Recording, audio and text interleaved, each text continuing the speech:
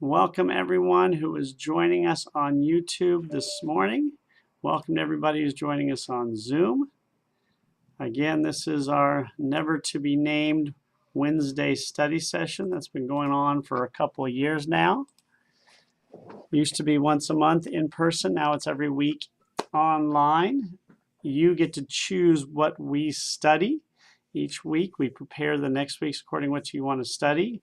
And for this week, it was decided we talk a little bit about contemporary issues or what's in the news today. That's in the last couple of months with Jews around the world. We just studied Jews and comic books last week, as all of you forced me to read some comic books. It was really hard, but I was up to the task and more than willing to look up materials on Jews in comics. Of course, when we talk about Jews in comics and superheroes, we talk about also the actors. So a lot of the actors are Jewish. I didn't mention, of course, Gal Gadot plays Wonder Woman. Scarlett Johansson plays the Black Widow. Natalie Portman played Thor's girlfriend, but in the next Thor movie, she will be the new Thor. So we have like 3 superhero women who are dominating. So pretty good. On the men's side, not as much, but you know, got to take what you can get. So we're here today to talk a little bit about modern issues going on in the Jewish world. So there's a lot of places to go, obviously, various sites like Jerusalem Post and Haaretz. Although Haaretz, if you don't have a membership, you can't read all the articles. Go into like the Independent, get Jewish news around the world. I went to Good Jewish News, which is no longer here. So, and unfortunately, whenever, the Times of Israel, obviously, whenever you look at news, even, the problem is it's always going to be negative.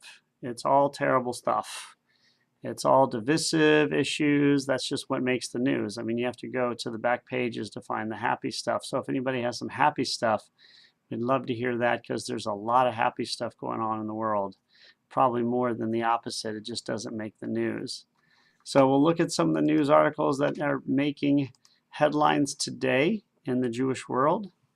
And we'll see what you guys are thinking about in terms of what you'd like to know about. So on a side note, we'll start off with a side note to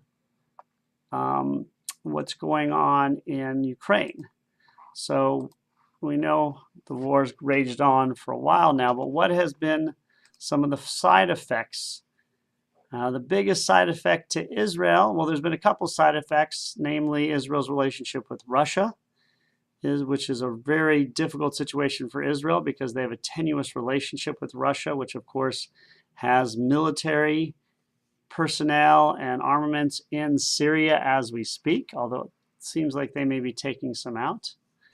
There's a lot of Jews in Israel and Russia, so Israel tries to maintain some sort of balance because the repercussions for a Israel-Russian block of trade talks and negotiations could mean added war to Israel. So they've kind of been balancing the act, but they have become much more supportive of Ukraine lately and going to be doing some deals. But the biggest side effect to Israel has nothing to do with armaments. It, of course, has to do with gas. Gas is the biggest side effect for Israel in a positive way, because I think many of us remember a few years ago, they found gas right outside Israel in their territory in the Mediterranean. A lot of gas, enough for like 50 years plus. And obviously selling gas is very difficult because you don't want to sell to Europe because Russia sells to Europe, and you don't want to upset the bear. However, Russia's not going to be selling gas to Europe anymore in the future, and it's lessening. So now Israel has this Karesh gas rig in the middle of the Mediterranean, and they are ready to sell, getting ready to try and sell gas via Egypt to Europe, which could be a major financial boon to Israel. Not only that, Could be a major diplomatic boon. As we know, Israel has less than a stellar reputation in Europe. But one of the things going on right now is the arguments and clashes with Lebanon. Because obviously, if gas is in the Mediterranean and Israel claims it, then Lebanon's going to claim it as well, even though Israel is only digging in its area.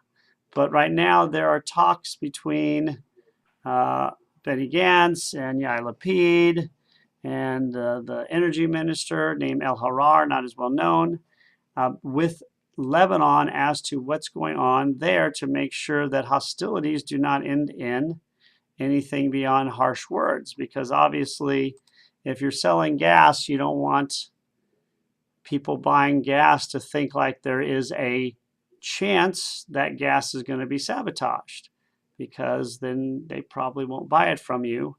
And so right now, that's the negotiations are ongoing as Israel and Lebanon. So obviously, Lebanon knows what Israel is trying to do, and that's why they're ramping up their criticism.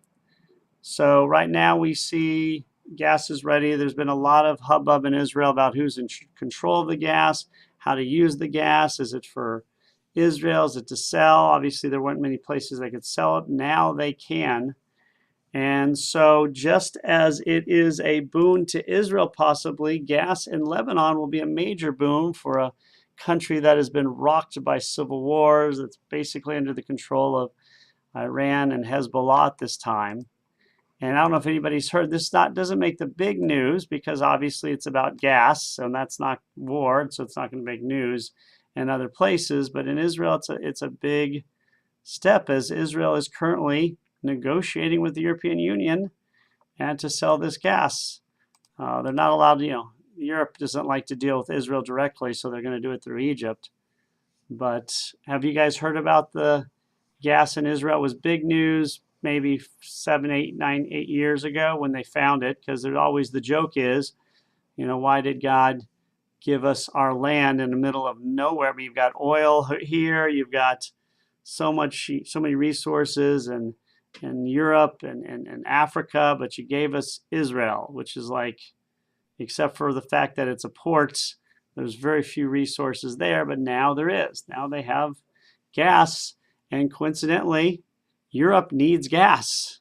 I mean, it's a perfect win for Israel if they can get it done, and that's what they're working on now. So if you go online and you say, look up gas, Lebanon, Israel, you'll see there's a U.S. envoy there, because obviously the Lebanon will not negotiate with Israel directly.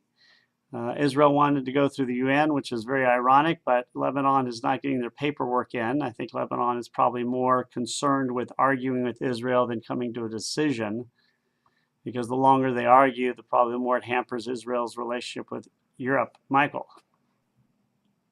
And you're on mute, Michael, just let you know. Sorry, I just put my hand up, not just moving my hands. I can't. Okay. So if you go online, you'll see it's a pretty big deal in Israel.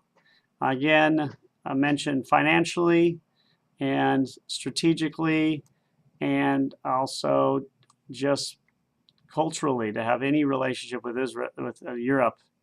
Rabbi? Especially, yes, Larry. Is the dispute now with Lebanon and Israel over where the location of the gas is in the Mediterranean? Yes, exactly. It's offshore you're talking about, right? It's where the gas is. It's where the lines are. Like, Lebanon still debates as to where their waters are. And so it's both. But who has the rigs out there that are actually drilling? Israel. Israel has one rig out there right now. Oh, they only have one rig? I believe only one. There may be more coming. There may be more, but there's only one I hear about in the news. When Israel first found the gas, there was really a lot of excitement. There still is. However, there was a lot of source as to who owns the gas, how we're going to use the gas, and it got bogged down in the Knesset. It got bogged down in debates between companies, but that has changed recently because what's happened in Europe with the opportunity to export to Europe, that is probably a very big coup for Israel. And so, as we know, Europe pays pretty good and is desperate. And if Israel can do this, that would be probably very good for them. So that's why it's a little bit more it's more today in the news, even though, in Israel it's big news, Lebanon's big news, but the rest of the world it's not. I mean, they literally could start selling this stuff ASAP, which is unheard of in this world. I mean, usually you have gas contracts for years and years and years. So to be able to do this so abruptly is probably something they weren't expecting, but they're probably, I'm getting ready as we speak. Speaking of Ukraine and the war in Ukraine, though, have you seen any articles or anything that indicates what is the rate of inflation in Israel and gas price, not gasoline prices and food prices and any of those? Well, I would assume it's like everywhere else. Everything has to go up. Now, Israel's a little bit more expensive there as it is. As we know, they import so much more.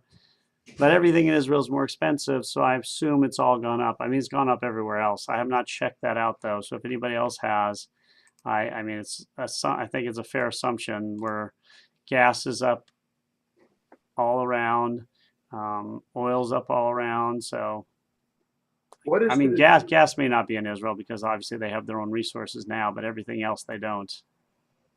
What is the issue with Lebanon and Israel as ownership of the gas if they're both aiming at the same tub of gas underneath the surface? What is the general rule or understanding that we should take away? Well, again, I think it's where you drill.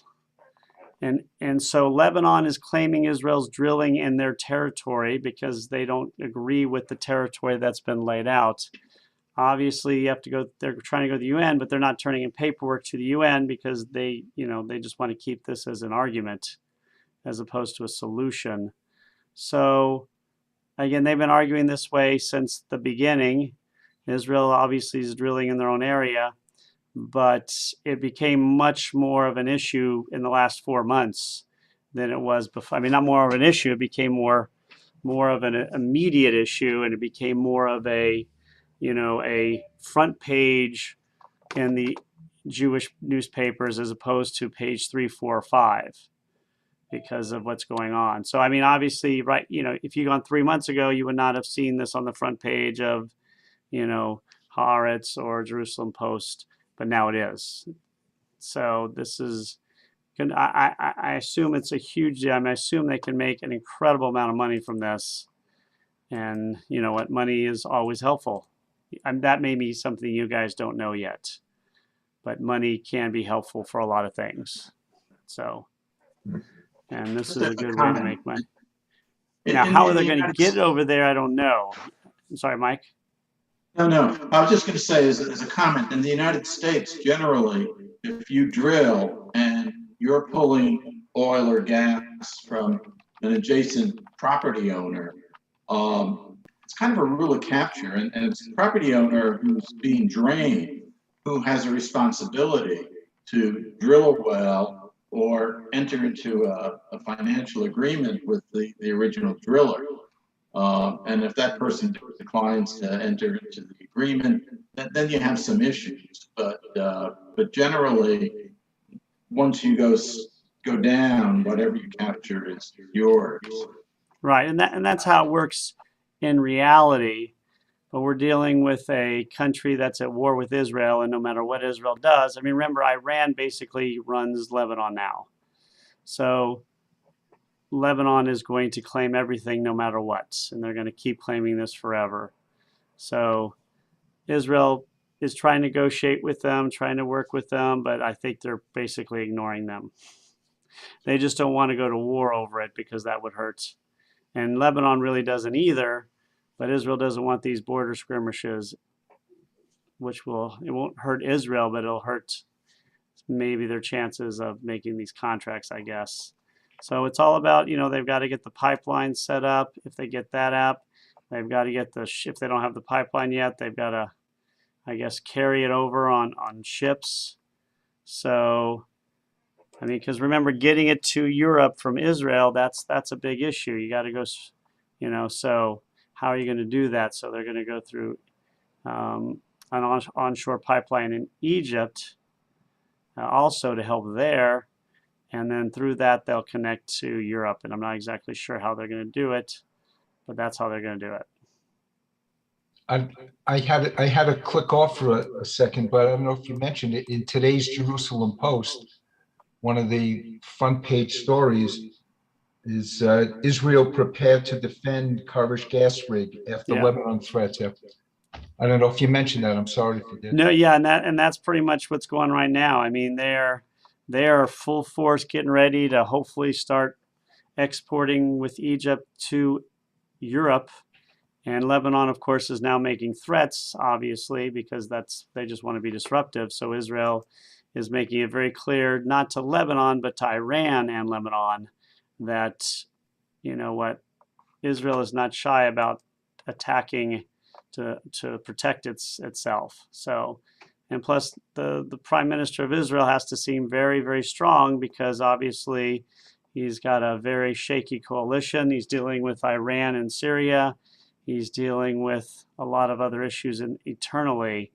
So it's important that he comes out seeing strong on this issue. And so that's what's going on. Yeah. And again, it's probably going to be in the front page for a while until they get this all set. But eventually, hopefully, Israel could be selling gas to Europe for decades if this works out, which would be unprecedented and something would not have thought about 6 months ago, it's so funny how the world, everything goes so slowly, but then all of a sudden, snap, it changes like that. Because Israel would not have tried to compete with Russia probably for gas selling to Europe at all. That was just not have been in there. The money would not have been worth the trouble and the problems that it created. But now Russia can't sell gas to Europe, or eventually will be cut off completely. And so Israel can do it now. So they're making the conscious choice to go for it. So, which is, again, it's so strange how the world changes so quickly. But this unfortunate circumstance has had this side effect for Israel. Another thing that you see every day in the news, again, if you look at the news, it's always, that's one of the things I hate about the news. It's always so terrible. So, you can't go a day without the news without somebody from Iran criticizing Israel. So, so I went and looked up what was the modern criticism that the Ayatollah said, that Zionist capitalists have been plaguing the world for centuries. But I was reading this article. It's really hilarious in many ways, with the ironies in what he says. I forgot to highlight it. He talks about how we have to destroy Israel and kill all Zionists in the world. And then in the same article, what are mankind's problems in the world today? That they don't know how to coexist and they act aggressively towards each other. Hajj teaches coexistence, and Hajj people who don't know each other and are coming from different cultures coexist in peace. That's in the same exact article after he says we need to destroy and annihilate all Zionists. And it's hilarious. And then there's another one here. Let's see here. The article also says that the Zionists are known for their stubbornness, objections, excuses, who consider themselves superior to others. Right after he said that, we're better than the Zionists and we should destroy them all. But in the same article, it criticizes the Zionists for saying they're superior right after he said so. So if you want to get your daily dose of Iran anti-Israel, the good news about this is that Iran is a rogue state, but in most of the Arab world that is not Shiite and not extremist is very anti-Iran right now. And so Iran is saying this even as Israel is getting closer and closer to peace negotiations with so many more countries than ever before in the Muslim world. So that's why he's ramping it up, because he knows that he also knows that what's going on in Syria is very important, because as we know, Iran is in Syria, and so Israel is targeting Iranian military sites and sometimes officials in Syria as we speak. What's also pretty funny is, which is kind of makes us even better, is anything bad happens in Iran, somebody dies or somebody is assassinated, who do they always blame? Israel. So basically Israel is everywhere, because somebody dies of a heart attack, Israel killed him. Somebody who says something I don't like, I blame that. I say that person is an agent of Israel. Is an agent of Israel. That's right. So Israel is everywhere. They are done. They are all over Iran. They basically run Iran, apparently. So it's really funny to read these articles. So Naftali Bennett, as we know, is the Prime Minister of Israel. He was elected in many ways on an anti-Benjamin Netanyahu platform. However, as divisive as Netanyahu has been in Israel, he has not been divisive on his stance on Iran. He has been almost completely supported in the way he's gone hard against Iran. So that is one area that he is considered to be right on. So Naftali Bennett has to make sure to keep up the same level of intensity in trying to keep Iran at bay in especially Syria. And so they are keeping up the drone, the other attacks on everything from the Quds forces to the Islamic Revolutionary Guard, which is their top forces, and trying to ensure that Iran does not have complete free reign and does not threaten Israel's security. And so, Defense Minister Benny Gantz was just in the U.S. Talking to the U.S. about this. And so, and not only that, but Bennett has come out publicly and started talking about his strategy and maybe even changing his strategy with Iran. I'm not sure about the specifics, because he wants everybody to know. Usually you don't give away what you're planning to do, but he needs to stay openly vigilant. Now, I'm not saying from my perspective that it's the best thing, but I'm saying for his political clout, he has to stay openly against Iran, because that is a universally approved issue. There is very few people in Israel who do not believe Israel should be very hard on Iran, because Iran is a very legitimate enemy of everybody. It's one of those things everybody agrees with. In America, we have them too. I can't think of anything right now, but there's stuff we all agree with. But this is one of the few things in Israel that everybody agrees with on almost all sides. There's nobody pro-Iran in Israel. It's just not feasible. So they're keeping up the airstrikes, continuing what they're doing, and he's even saying that he's going to ramp up what they're doing, because he thinks that it's essential. So I think everybody else believes the same thing. But again, is he doing it because it's the right thing to do? Definitely. But is he also doing it because politically he needs to do it? Definitely. So it's kind of a two-way street for Bennett, because he's not seen as a military hardliner. He's trying to create a coalition to deal with more internal issues. The ultra-Orthodox, corruption in government. So Bibi Netanyahu, for instance, is very popular in America. And in Israel, he's very popular with his constituencies, but he's also very divisive. He's a divisive person because he has been very good for Likud. He's kept Likud in power for longer than any other prime minister. However, he's also become divisive in that his personality, his harshness, his connection to the ultra-Orthodox have really hurt some people in terms of voting.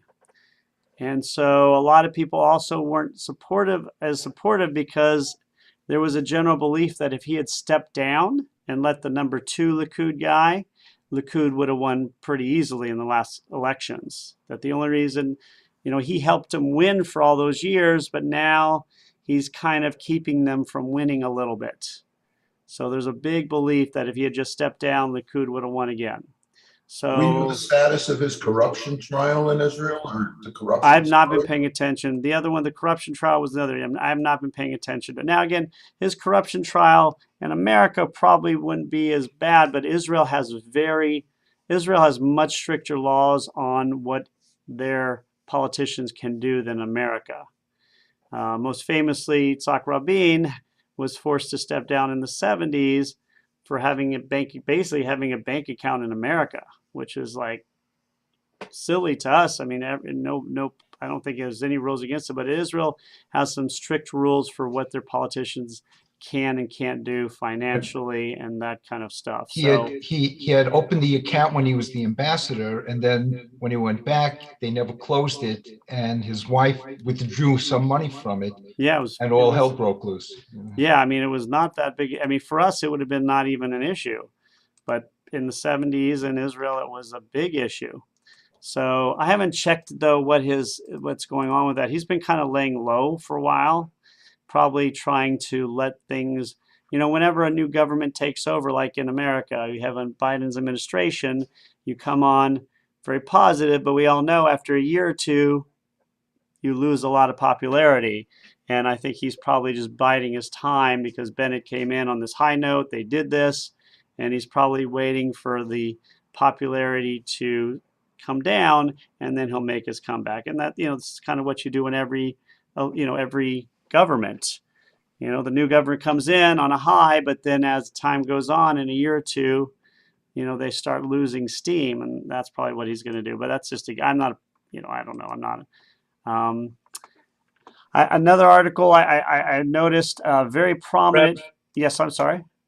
Bubba? Don't you think that vote for Bennett and the vote for Biden both anti-incumbents, like anti-Trump, more than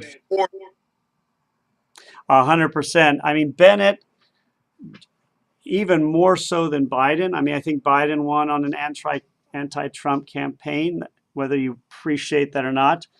Israel was even more so. I mean, Israel, well, I don't know. I don't know if it's more so, but yeah, definitely Bennett won in an anti-Netanyahu campaign. The difference is, if Trump had stepped down and they had a different public Republican, would he have won or she have won? I don't know. In Israel, if Netanyahu had stepped down and they probably would have won. So, but they're both very similar in some ways. Both are having, legal issues. Both of them are very popular in certain places, but Netanyahu 10 years ago was really popular in a lot of places. I mean, and I think he went a little bit, Netanyahu, when he came in, was not so connected to the ultra-Orthodox and that section of the Israel. And he's really leaned on that group the last election or two. And a lot of the people who are not religious really upset them, and it upset people in his own party who were not that religious also. So the biggest difference may be the religious aspect. And in Israel, religion is part of the government. There's no separation of church and state in Israel. So that's a really big issue. But you're right. I think, Bubba, you hit the nail on the head. Both candidates won in no small part because of the other. But, that only lasts so long. It's hard to, it may be easy to win as I'm running against this person people don't like, but can you win again? That's always the question if you're running as an anti-candidate. So we'll see if Bennett And again, Biden has 4 years for sure. Unless something happens, he's got 4 years. In Israel, that's not the case, because in Israel, the government can fail 3 months later. So is Bennett going to last 4 years? I think when he was elected, the odds of him making it this far as prime minister probably would have been low. Like, I don't think many people believed he would make it this far. So he's made it this far. So we'll see how long he lasts. Yeah, he was supposed to share the prime ministership with Gantz. Bennett was going to do 2 years and then turn it over. Yeah, it hasn't been 2 years yet. I mean, we're still right. within the first year. Wait, was it? I mean, it's hard to tell now with COVID. We'll see what.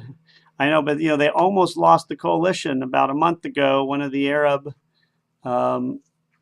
parties was thinking of leaving, and they decided not to. So we'll see what happens. It's also the first time an Arab party has been part of the government, so that's going to create a lot of friction in the next the next election. So because not everybody agrees with that. They just lost a big vote this week to renew the five. In '67, a bill was passed that had to be renewed every 5 years to give Israelis living on the other side of the Green Line the same rights as Israeli citizens, the right, to vote, to collect, to pay taxes, and to get the benefit of taxes and the health plan. And every year since '67, it's been renewed like clockwork. But this year, the vote went up and it was defeated on Monday because the two rogue members of the Knesset from Meretz and from Yamina voted against it. I did not even hear that. That is, I don't know how I missed that. That's a huge issue. And my son lives in Efrat, which is over the Green Line. So on July 1st, he may be in danger of losing the health coverage and all the other. Does that include the military protection? Yes. Yeah, that, for those of you who don't know, that I didn't even. I guess I've been living in a hovel the last couple of weeks. If you live, any Israeli living in the West Bank or Gaza, but obviously no Israelis live there now, is entitled to full military protection from the government. So if I sneak into West Bank, set up a tent, and start attacking the neighboring Muslim village, I am entitled to Israeli protection to stop those Muslims from attacking me. So it's one of those unique situations, and I did not realize it had been voted down. So that could be a big deal. You're right. Yeah, it's a major huge deal. Let's go. I'll do one or two others. One, I just want to mention personally that Max Glauben, who was a very prominent Texan, he was named Jewish Texan of the Year a few years ago, just died. He was the kind of the main thrust for the Holocaust Museum in Dallas. And he is, again, a Holocaust survivor who spent pretty much his life teaching about it. And he served in the Army. And so he just died recently. And when I was there, they were in the process. I lived in Dallas 2002, 2006. They had a small little place in the JCC there, but they were in the process of building this Holocaust Center in downtown Dallas, which is a very prominent place. You've got the museum where JFK was. That's of course the most popular. They've got a big art museum. They've got the Nash Sculpture Garden, which is one of the most valuable sculpture, and they put it right there.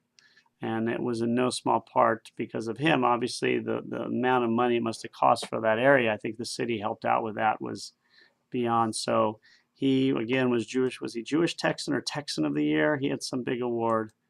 He was named Texan of the Year a few years ago. Not Jewish Texan. I said Jewish Texan. Texan of the Year. I came in third. And so he just passed away, I read, just today or yesterday, a few days ago, last month. Oh no, 2 months ago. So I hadn't heard. So that was another thing. So I wanted something that it's also depressing. He died. He was in his 90s, but he lived a wonderful life. It was a really nice guy and really very important for the Dallas community. Were you third because you didn't wear your hat? I was third because I moved to Georgia. If I'd stayed in Texas, the hat would have helped too. You're right. If I had worn my hat at all times in Georgia, then that's. But Texas is going to be playing in the SEC now, so maybe I'll win it next year. For those of you who don't know, Texas is the University of Texas football team is going to be moving to the conference where University of Georgia plays, because the one where the University of Georgia plays is by far the most competitive conference, which is good in some ways, but bad in others, because Texas's football teams are not that good. And now they're going to be, instead of playing Texas Christian University and Baylor University, which are pretty good teams, they're going to be playing Georgia and Auburn and Alabama, which are better teams. But will they still have the Oklahoma game? They would still have the Oklahoma game. They and Oklahoma are coming together, right? Oklahoma's going to the SEC? Oh yeah, both those teams are leaving. Texas wouldn't leave without Oklahoma. They need each other. They need a rival, but so it'll be interesting to see. Yeah, Texas. It's not a Texas football season unless we lose to Oklahoma. So I'm waiting for UCLA to go to the SEC. Yeah, I'm sure everybody wants to go there in football. Every other sport, not as much, but football definitely. So one of the other issues I saw, and obviously this has been over the last couple of months, is all the issues in Germany. As everywhere in the world, Germany has been a politically stable country for many years, a very strong ally of Israel, a very supportive place to the Jewish community, which is, of course, always an irony. But it has been in the last few years, especially last year, the politically motivated crimes in Germany rose almost 25%. And of course, when that happens, we all know what else happens, and that is anti-Semitism arises, and the anti-Semitic incidents rose 29%. From both far-right extremists, left-wing extremists, and of course, Islamic extremists. So the polarization of Germany should be something we all fear, because we know when things go bad in Germany, it generally affects all of Europe and sometimes the whole world. So that is something to look at. Again, it's a one-year study, and we know the Ukrainian war, we know what else is going on, but Germany has been a very stable place for a while, and that is always good for the Jewish world. So we'll see what happens there. But again, we hope, a lot of stuff's going on in the world. And so those are some of does anybody else have anything they want to add before I go to a few others? Just mentioning Germany, we have a TV station here on Mideast in New Jersey on Mideast Affairs, and the thing that they showed that was interesting yesterday is that in Jordan, apparently, either every year or every several years, they run like a training competition among different Jordanian units for anti-terrorism. And they go through, it almost looks like one of these things you see on TV, with the rapid forces coming in and invading and taking over a bus, and how to combat those things. Apparently, Germany is part of that, which surprised me. They invite international people, other international anti-terrorist units to come in, and they said a couple of years ago, Germany won it. They give points for, I don't know, how quickly they can recapture a terrorist or, mock attack, how quickly they can descend in helicopters, onto an area and things of that nature. But it's probably a training mission, but it's also probably, for publicity of how good their anti-terrorism forces are. I was just kind of surprised to see Germany participating in the Jordanian, led Olympic type event. Huh, interesting. Well, that's good for, that's nice to hear. I mean, again, Jordan is a very strong ally of Israel right now. So they want Jordan to be as militarily strong as possible for the future. That's going to be good for Israel. Now, any other things, by the way? One of the other things that's going on in Israel, which is a particular interest to us, is the wall. Now, we all know the Western Wall. It's the retaining wall for the first and second temple. Now, for years, it has been a non-issue in Israel. You know, when Jerusalem was taken, the ultra-Orthodox quickly took control of the wall and have had control ever since. And there's been Reform Jews in Israel trying to get access to it. There was a settlement or come to in 2016 where the Reform and conservative communities would have a separate section where they could pray at. It was quickly ignored by Netanyahu because of the Orthodox. And so it's been an issue for American Jews, but it has not been an issue in Israel. In Israel, the idea is, I'm an Israeli, the wall is for the ultra-Orthodox, whatever, I don't care. Until recently, it started making national news. It's been made international news, but it doesn't really make national news because most Israelis don't care. Now it has, and in recent years, especially the last year, it has become national news in Israel, the growing contention over the wall and who has access to it. And that's as the ultra-Orthodox become bigger in number and start creating more havoc, it's becoming more and more an issue in Israel, especially because of the election of the first Reform Knesset member, Gilad Kariv, who is a Reform rabbi and a lawyer, and is now a member of the Labor Party in Knesset.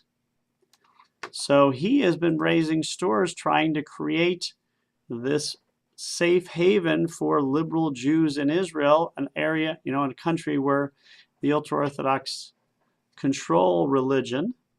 And he's been trying to bring and raise the consciousness of what's going on with the women of the wall, the fear that Israel and the American Jewish community are losing connections. And so that is on the forefront. There's even been some negotiation with ultra-Orthodox recently, which has never happened before. One of the big issues is that because Naftali Bennett's coalition is such a suspect one, that he doesn't want to deal with this kind of stuff as much because this is not what his political agenda is. It's a side note to him. So he is not quick to try and do this. But we're seeing a lot more of this discussion about who can go to the wall in the papers in Israel, which of course is very nerve-wracking to the ultra-Orthodox because they don't want to lose any power. But it's very uplifting to those who've been working toward it for so long. And so we'll see exactly where it goes. But if you go to Israel now, there is a little section you can go to. We went, but again, sometimes it's closed, sometimes it's not. But hopefully at some point there will be a liberalization because not most Jews in Israel are not Orthodox. And so whenever you combine politics and religion, we know issues arise, and that's what's happening. So be on the lookout for that because it's making the news. Now, it's always made the news, again, in the Reform paper and the conservative world in America. So it's been a very big deal. But now, with the women on the wall making front page news, it is really, really a part of what's going on. And then, of course, what's probably been in the news most in Israel recently was the violence because of the Palestinian, the Al Jazeera reporter who was killed. And so that's turning into some news as we see, and you'll see that all day. 21-year-old Shireen, I'm sorry? Somebody want to say something? I feel like I'm the only one talking, so I need people to participate. So that's been what's in the news lately. But Bubba. Yeah, how come the reform movement, I know they spend a lot of money to support a lot of great causes, until we get equal access to walls, why do we still send them money? That's a good question, Bubba. And we're having a little trouble hearing you, Bubba, so I'm going to repeat what you said.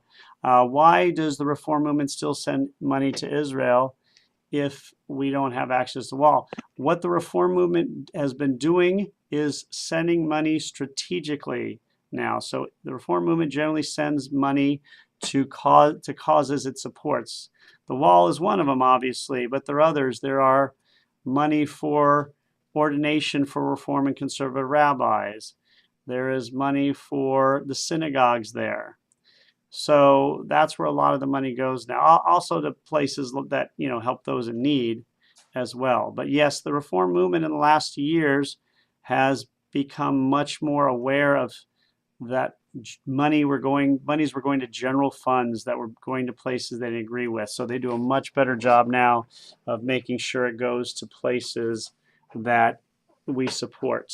And the percentage of Jews in Israel identifying themselves as progressive, reform, and conservative has increased somewhat dramatically over the last 7 years. I mean, it was minute to start with, but when it hit double digits recently, so it was a pretty big move forward. Yeah, in fact, in 20, I mean, a few years, it may be close to the number that the Orthodox movement has. They won't have the political power, but yeah, I mean, a lot of it, a lot of it has to do with finding your own voice, and some of it has to do with coming to America. I mean, that is, that's what happened with what's his name? I just forgot his name now. Eddie Murphy? Gilad Kariv. Kariv, I think he came to America and went to camps, and that's how he came to learn about the Reform movement. And so, and it's not just about the Reform movement. Obviously, Israel has to find its own Reform movement because obviously they all speak Hebrew and they're very versed in things. But it's important because the biggest threat to Israel is not Iran. It's not the Palestinians. The biggest threat to Israel is that in 40 years, this ultra-Orthodox sect will have enough votes to determine the political structure of Israel. And when that happens, Israel is basically doomed. And they know this. And this is one of the reasons that Benjamin Netanyahu lost popularity, was because he knows this, but he needed the Orthodox to maintain his power. So he lost a lot of support when he became very hardliner and so whereas people really supported him on the way he dealt with Iran and maybe the Palestinians, if you are on that side of the fence, and the finance of the country, but when it came to the ultra-Orthodox, and he's not ultra-Orthodox, he came out in complete support all the time for them at the expense, and that's one of the things that hurt him. So that's the biggest fear, and I think a lot of people in Israel are starting to wake up and say, as I say this, I see less you say. I'm make sure in case you're not seeing the notes, I do a weekly session Monday, 12:30 through Jewish Nevada that does what we're doing this morning. JNOTV, Jewish News of the World. Oh, cool. With your permission, I can, oh, of course. So Les, would you just put in the notes, put the where it's at? Sure. Is there a podcast? It's a podcast? It's a Zoom. A Zoom? Oh yeah, just put the Zoom link. Sure. So everybody, if you're interested. Yeah, I've joined in on Les's session and it's terrific, and I've shared it with a few of the other people. Yeah, just put talking about the Kotel. Les had some really interesting pictures of, and this was live. He could probably send the link out of the live from the Kotel, of which you could see the wall of how it's separated between the men's section and the women's section, and then he showed the side section with the little path leading up to the side, which has become now a third section, which is the egalitarian section. Right. So. Yeah, if you've been to Israel over the last 20 or 30 years, here's the main section. It used to be the division was here between men and women. Now it's here. So like the men have this giant area and the women have this little section. And the men have access to this giant library. It's beautiful. And the women are kind of crowded in under the staircase going up to the Temple Mount. So, and so it's unfortunate, but some of the most aggressive anti-liberal Jews are, of course, the Haredi women who go there and berate and throw things and attack the liberal women trying to go to the Kotel if they hold a Torah or something. So it's for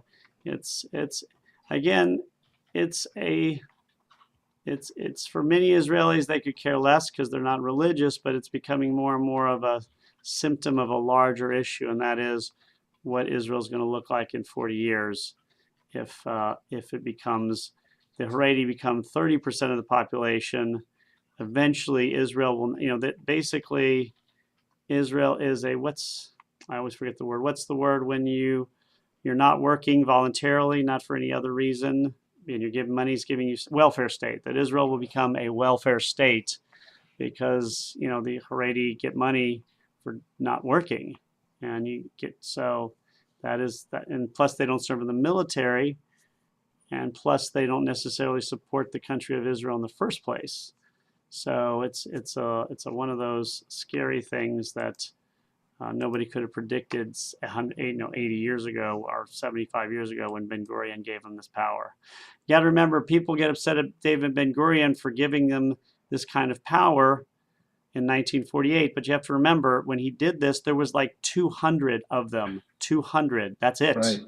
It was like, I don't want these people disappear.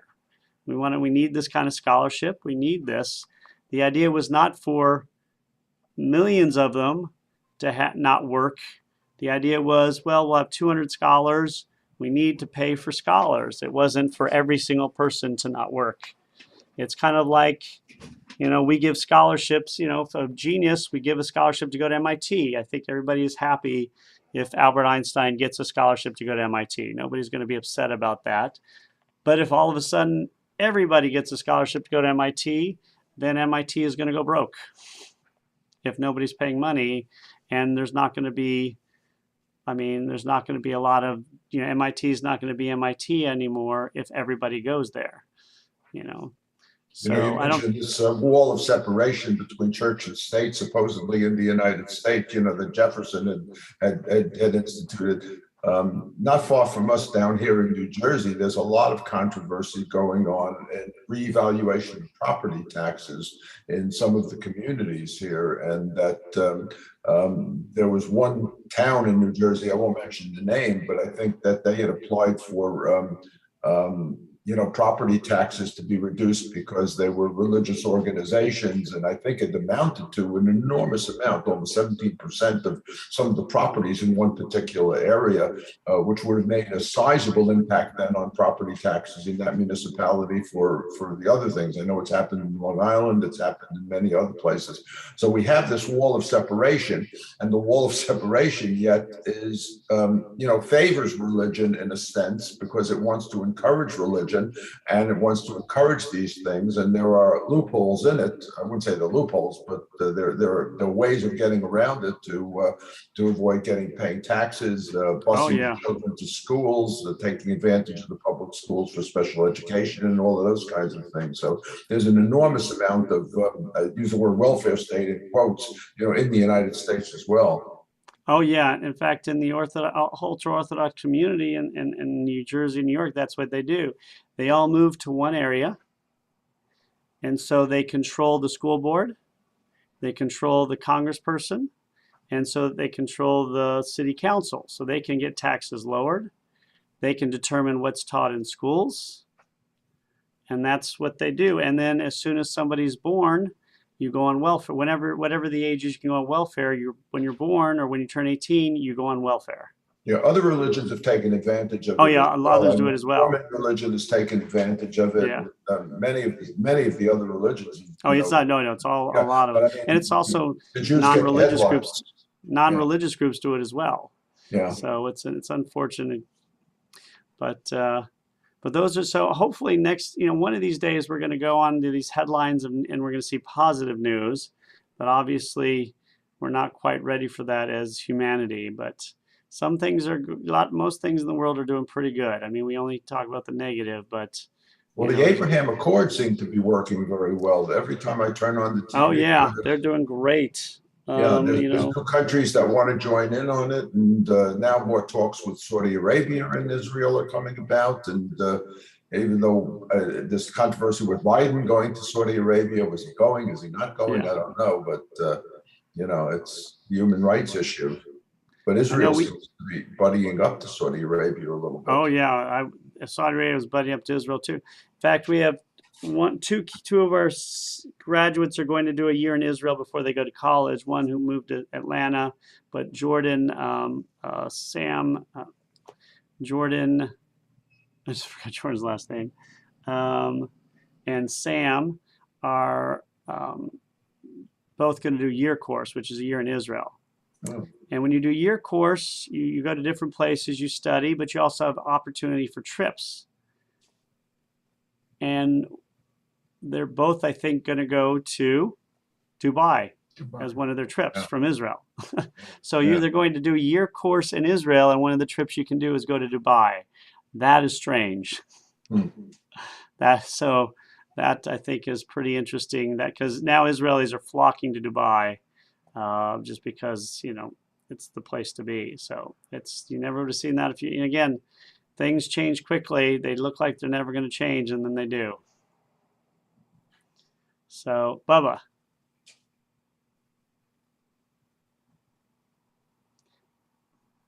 Bubba, were you saying goodbye? I know people years ago. I knew some Jewish people out of for business, and they used to wear a skate, and they wouldn't take it with them. You couldn't have any religion, Jewish or Christian or anything when you. That's exactly right. And there's always been Jews going to these countries for business mostly, but you had to be very careful. Yeah, you were not allowed to wear anything that made it seem like you were from a different religion. It's really interesting how the world looks, because the world is so upset that the Palestinians aren't allowed in Israel from the West Bank, but yet nobody is asking why Jews are not allowed in any of these Muslim countries, and how we were kicked out of all of them. They took all of our property, and we're not asking to go back, but yet Israel's one little country. And yet, so we see the strangeness of it. It's true. Again, it's nice to see Israel's making friends, and hopefully that will change things in the future. It may even change the UN in the future. The UN is probably the most anti-Semitic organization over the last, anti-Israel certainly.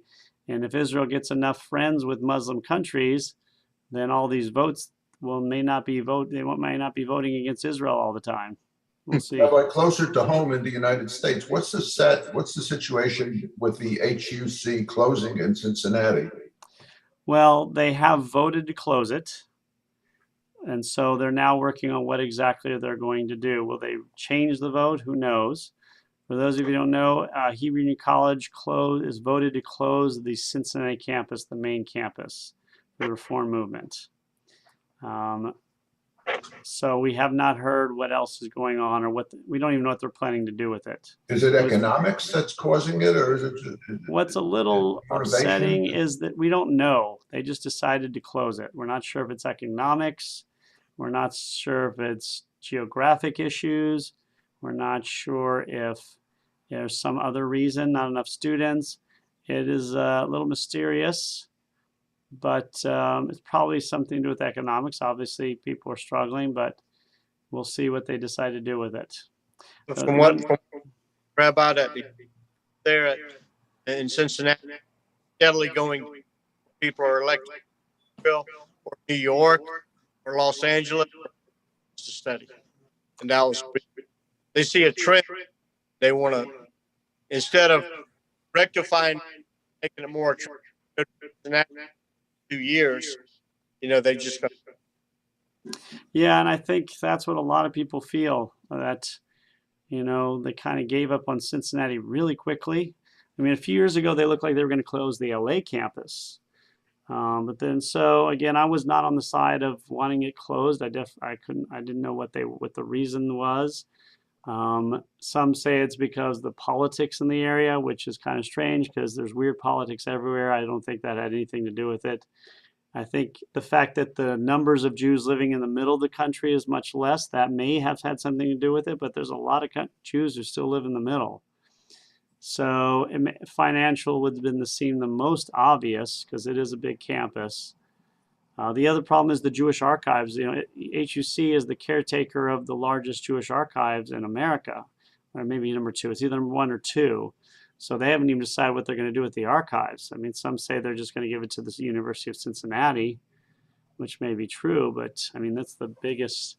So it's unfortunate from my perspective that it closed. But again, it was not even, I think they needed 75%. So they needed a significant, this wasn't like a 51% thing. So I think they got exactly 75 or 76%. They got just enough. So, but we'll see. Just because it was voted closed doesn't mean it won't be revote later, and hopefully they'll come out with a plan and tell us what they're planning to do. One of the other difficult things is we're in a period right now where there's not enough rabbis and cantors. 10 years ago, there were way too many, and Bubba will know this better than I, but when I applied to the congregation, there was probably 30 or 40 rabbis who applied. My hometown, McAllen, Texas, got 25 applications. That is a lot of applications for a small town in South Texas.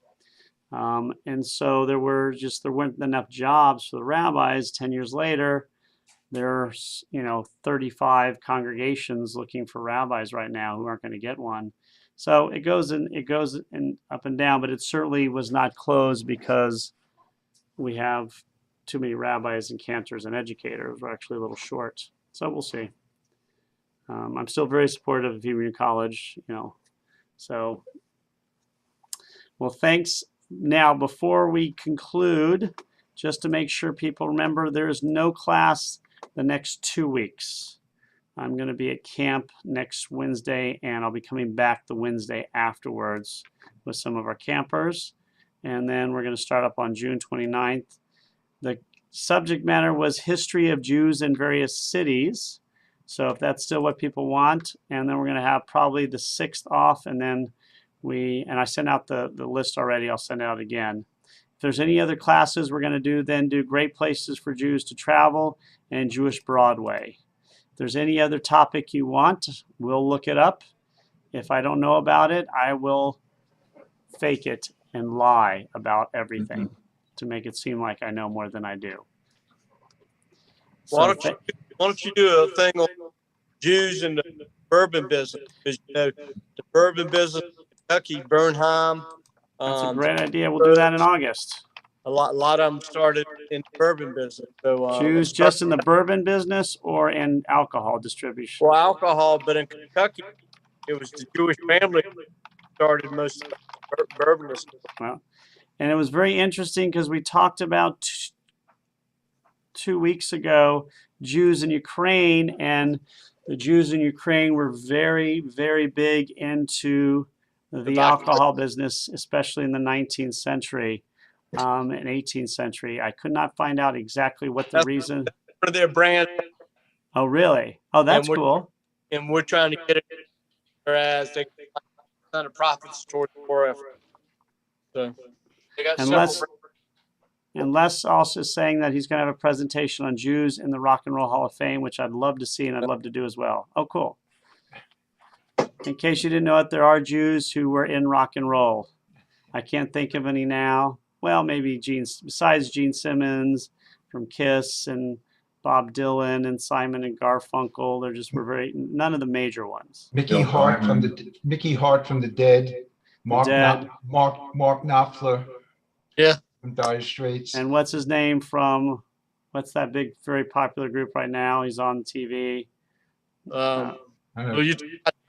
Also, Getty Lee from Rush. Geddy Lee from Rush. I just saw the documentary on Geddy Lee's father was a Holocaust survivor. Yes.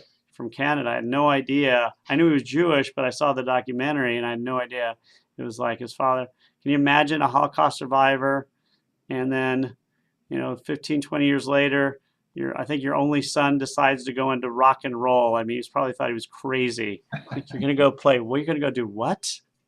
Go be a lawyer, a doctor. You're going to go play music? Not even the violin? All in right here. Stay here now? Yeah. All right, you guys stay safe. Great to Thank see you. everybody. Michael, Larry, Les, Eva, Genevieve, Arnold. Thank you very much. Stay All safe. And everybody, make sure if you have time to go on Les's program, it'll be on Mondays at 12:30 our time. You can send Larry a note. He has all the contact information. All right, perfect. Yeah. All right. Highly thanks, Les. recommended. Have All fun right, at guys. camp. Stay Bye-bye. safe. I'll have fun at camp. I'll get in Bye-bye. shape and hopefully my kids will enjoy